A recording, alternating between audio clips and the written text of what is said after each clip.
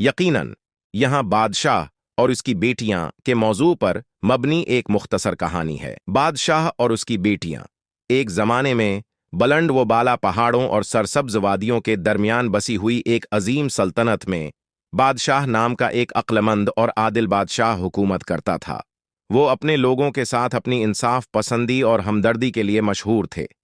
एक मजबूत हुक्मरान होने के बावजूद उसका दिल उसकी 3 बेटियों आमना, फातिमा और ज़ारा से था। अमीना सबसे बड़ी, तेज ज़हानत और सीखने का जज्बा रखती थीं। उसने अपने दिन कदीम तोमारों को छानते हुए और दूर दराज के स्कॉलर्स के साथ फ़लसफ़े पर बहस करते हुए गुजारे।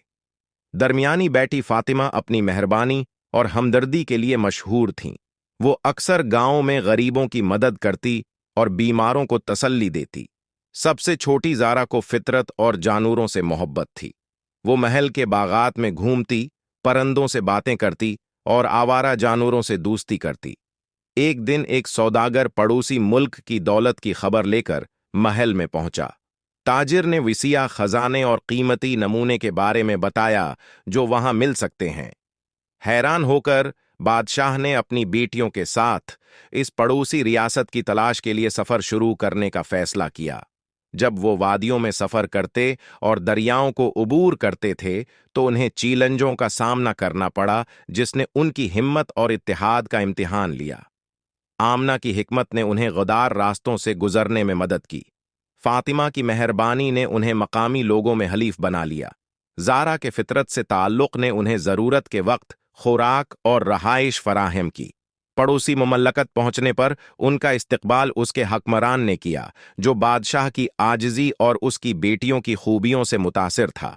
उन्हें खजाने दिखाए गए थे, लेकिन जिस चीज़ ने उन्हें ज़्यादा दिलचस्प बनाया वो इन लोगों की कहानियां थीं जिनसे वो मिले थे, लचक, मोहब्बत और हमदर्दी की कहानियां। घर वापसी पर बादशाह ने महसूस किया कि हकीकी दौलत मादी अमलाक में नहीं बल्कि इन खूबियों में है जो उसकी बेटियां मुजस्सम हैं। उन्होंने हिकमत, मेहरबानी और फितरत के साथ हम आहंगी की कदर सीखी थी।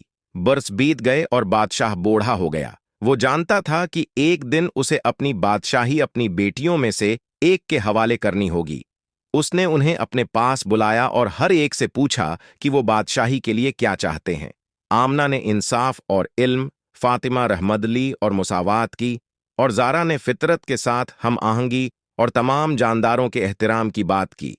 उनके जवाबात से मुतासिर होकर बादशाह ने फैसला किया कि ममल्लकत पर उसकी बेटियां मुश्तरका तौर पर हुकूमत करेंगी। हर एक अपनी मनफरद ताकतें अपने लोगों को फ़ायदा पहुंचाने के लिए लाएगी।